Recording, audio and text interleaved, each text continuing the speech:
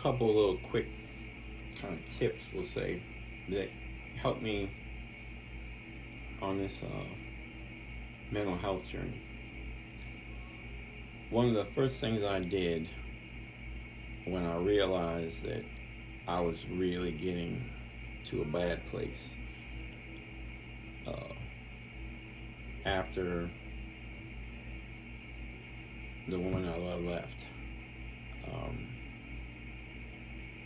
was I knew it was bad when I started to basically disassociate and go in my mind to this place that I created, that I go to when I meditate or when I need to just kind of just reflect or whatever, just to get away from things in general. When I was going there and not wanting to come out of it, and at times not coming out of it because I could not handle the reality of my current world at that time. And so I recognized it, and that was the catalyst really for basically going to commit myself. But I also had the mindset, at least the presence of mind, to know that I needed to do something to get me out of that, snap me out of it, snap me back into some kind of headspace that was not there.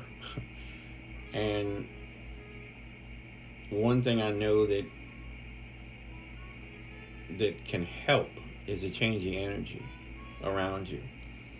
So I started rearranging the house, started, getting rid of stuff, downsizing, opening things up. I can't tell you the amount of times that I rearranged this office to get it to the point that it's at now, and I still do a little rearranging here and there. I started doing things in my bedroom immediately to rearrange it. I went into the other bedrooms that I don't even go into and started doing there. And start taking things off the wall to just give an appearance, a feeling of opening up, so that maybe that could help me to not feel maybe like everything was closing in, because my world was closing in on me, forcing me to go deep within and not come out. So I figured that if I could expand everything else, maybe that would maybe at least do something. And it did for a little bit, but it just got to be too overwhelming, and that's when the retreating into that, disassociating from everything around me and everyone, and just really not wanting to do anything other than that was really a problem. And I am so grateful for the therapy and the work that I was able to do to get me out of that, because it was getting to that point of where I just absolutely did not want to come out of it, and really had planned on at times not coming out of it, just escaping there and staying there, consciously staying there. And so I thank God that I was able to fix that. So change your environment, give that, break that negative gook that's up in the corners. Because look, when you get that negative energy, accumulates in the corners. That's where it starts, is in the corners. Look around your room and notice, as bright as your room is, like your living room, say, start looking for those spots that are oddly darker, when in actuality it shouldn't be that dark. That's your negative energy in the room accumulate, where you argue, where say you and your spouse or you and your kids, say that's where y'all have the most intense emotional situations. That room, 444 right now, Tom, that's angel number. Thank you. That's where that stuff's going to accumulate. That's going to be there, corners, and then it'll start expanding out. And then you need to start doing what you can to break that up.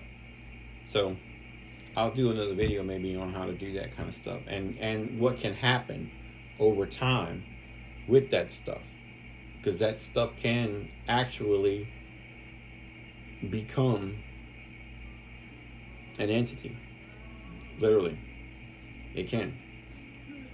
So you want to definitely break that energy up. So that's something to maybe try. And may not even be going through a mental health issue right now. Maybe you're in a good place.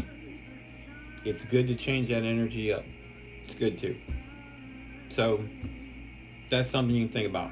Another thing recently that I've been, and it's not nothing new, I'm sure, but it's been something that has been helpful for me, is take a person in your past, or currently even, that has traumatized you, abused you, traumatized and abused you. Have the conversation either in your mind or on paper or out loud with that person, confronting that person. You may or may not ever get to have that conversation physically one-on-one with that person. But you'll be amazed at how having that conversation on paper, in your head, out loud, will be freeing for you. It will enable you to get that out, because if you're an overthinker like me, which overthinking is something we learn as a child as a safety measure. I didn't really know that until therapy, but it's absolutely true. Absolutely true. We learn that as a safety precaution because we have to figure out how we can be safe when something goes down. Because we know when something goes down, when somebody does something or something happens to somebody and we're around, we're going to be the one to catch the fallout. So we have to play the scenarios out in our mind to be prepared to make ourselves safe for what's about to happen. And it becomes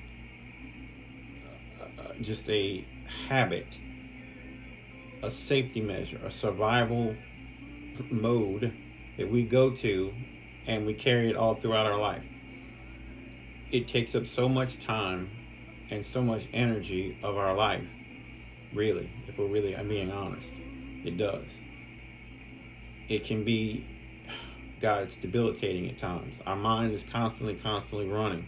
We're running shit over in our mind back from when we were a kid. Because we can't stop it, because it is now taken over. It is pretty much just taken over for a lot of us. And I know there's a lot of you that are out there that deal with this, because I met people that are like this. I know people like this. So we got to figure out how to shut that down. We got to figure out how to break that survival instinct. We have to, because it's something we don't need. We truly don't need it to survive. If we are able to work through that trauma that put this in us, then we can get rid of it, or we can work towards getting rid of it. So have that conversation out loud in your head or on paper with that person. And here's where the overthinking, I think, is a good thing, because then you don't want to do it too much. God knows you don't want to do too much, but you can start kind of, how are they going to respond to what I just said? Because you know that they're going to respond, because they're not going to admit that they've traumatized or abused you. They're not going to do that. What abuser's going to admit they abused you? Or they're going to come back at you and turn it around on you, which is what a narcissist would do. So, and I didn't know that really until I started researching what a narcissist is. So, yeah, that's what those kind of people are going to do. It's your fault. If you had been this, if you had not done this, then this wouldn't have had to happen. But in actuality, it wasn't your fault.